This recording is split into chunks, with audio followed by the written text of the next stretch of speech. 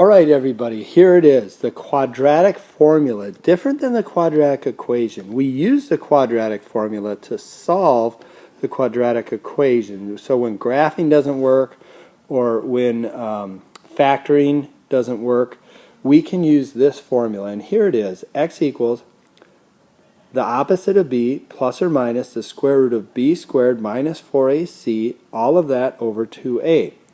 You're going to want to remember this. I will post it during quizzes and tests, but you're going to want to write it on your papers while you're doing the assignment.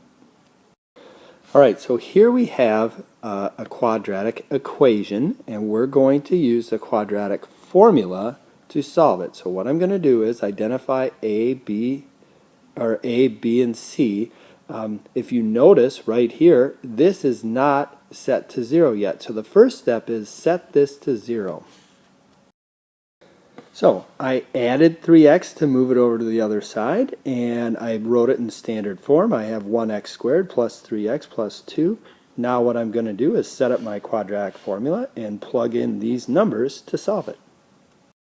Okay, here's what I did. I set it up. So the opposite of b, so I took 3 and made it negative 3, plus or minus the square root of b squared, so I took 3 and I squared it, minus 4 times a is 1, times c is 2. So there's the top, the numerator. The denominator is just 2 times a, so 2 times 1. Here, all I have to do now, and it seems easy, is evaluate this expression. So here's what I did. I took my negative 3 and wrote it here. I'm going to notice it says plus or minus because square roots can be positive or negative. So I'm going to do plussing here and minusing here. So 3 squared is 9, and 4 multiplied to 2 multiplied to 1. 4 multiplied to 2 is 8. So now I have 9 minus 8. So the square root of 9 minus 8, well, I think we know that that's really 1. So the square root of 1. And then this is also the square root of 1. So I'm going to solve both this possibility and this possibility, remembering that quadratic equations usually have two answers. So the square root of 1 is 1, so all I have to say to myself, what negative 3 plus 1 is negative 2, and then I need to divide that by 2, so I get negative 1. So one answer is x equals negative 1. Let's find my other answer.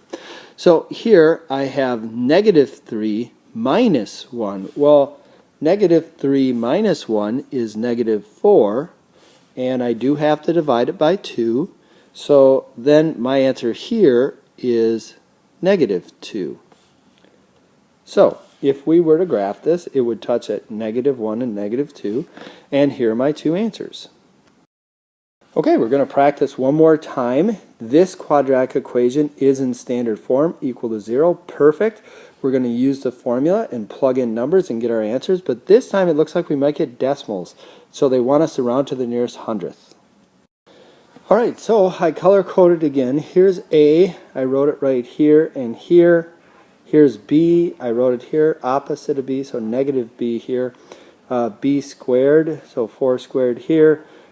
This 4 is part of the formula. So all I really need to do again is simplify and do my square root first. Very, very important. Do all of this first and then square root, and then we'll do one adding and one subtracting. All right, an important thing about this formula that catches all of us, students, teachers, is this is minus 4, and it's so important to do keep, change here, and realize this is a negative 4 multiplied to a negative 8. So two negatives do make a positive. So this equals 96 here. So I have 16 plus 96. We're going to deal with that. And now I have to set up my minus problem.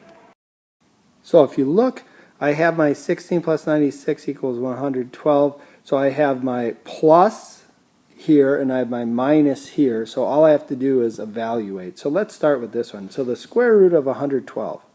I want to show you what I did here. So I did the square root of 112.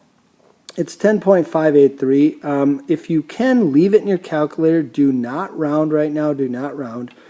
Add that to negative 4, so you get 6.583.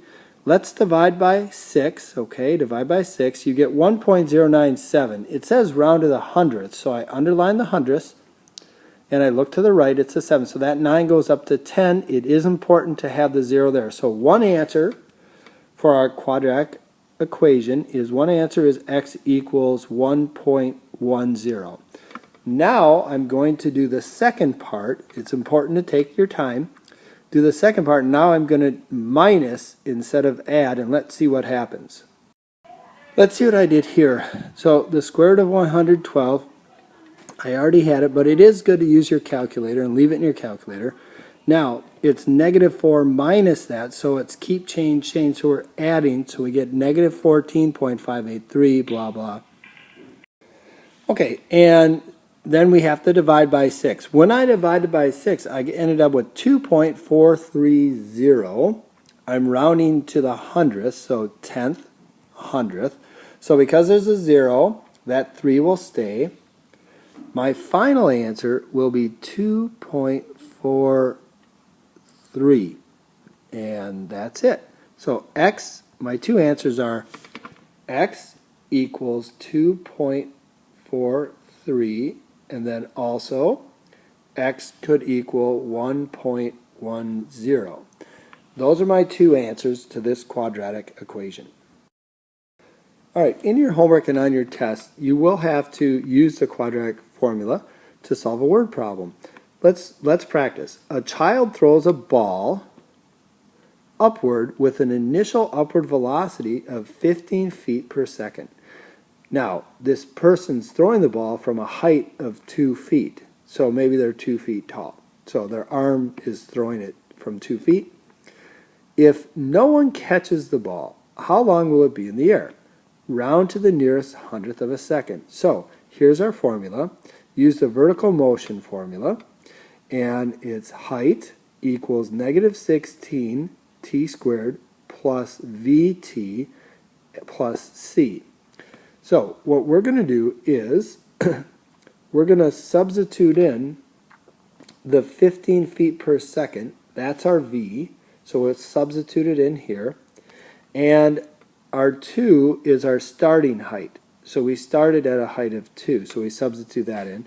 We're going to pretend that h is going to be like y, and we're going to set it equal to 0. So if you look, we have a quadratic equation. The only difference is instead of x, we're using a t. So if I'm going to identify, the -16 will be a, the 15 will be my b, and the 2 will be my c. Now I'm going to use this formula to solve this. I want to show you how I set this up. So it says -b, so b is 15, so I made it -15. Plus or minus, okay, the square root of b squared, so 15 squared minus 4, I have that. Multiplied to a is -16, multiplied to c is 2. All of this over 2a, so 2 multiplied to a, which is -16. Remember what I talked about, doing keep, change. It's a good idea, so I'm going to do it. Keep, change, so this is a -4. Now, let's figure out what our parentheses is worth. Okay, so I did 15 squared is 225. I did -4 multiplied to -16, and then I multiplied that to 2. I ended up with 128. So I have to add these together. I end up with 353 as my radicand. So now let's set up my two problems. What I did was I remembered I have -15, and it's going to be plus this square root, which is the square root of 353, which is about 18.78. Leave it in your calculator. But I also have -15 minus the same number. And then, of course, I have to divide by -32. So I'm going to do this one first. So let's do 18.78 in the calculator plus -15. When I did that, I divided by -32. I ended up with a -0.12 seconds. Now, if this t is time, we really shouldn't have negative time. So this is an extraneous answer, And the reason it is just because for this situation it doesn't make sense. So let's see if we get a better answer here. I want to show you we have a negative minus a negative, so be careful. Keep, change, change. That gives us negative 33.78 over 32, negative 32. So two negatives will cancel, we'll get a positive. Here's what I came up with on this side. I came up with 1.06 if I round. So it was 1.055. So 1.06 seconds. Let's go back and read the last part of the question. If no one catches the ball, so how long will it be in the air? It will be in the air. This throw will only be in the air 1.06 seconds. Like, it won't be in there very long. That's our answer. Here are your practice problems. Please use and show your work for the quadratic equation, quadratic formula for both of these and this one. Show all work, go slow, rewatch if you have to, bring any questions you have to class next time we meet, and take care.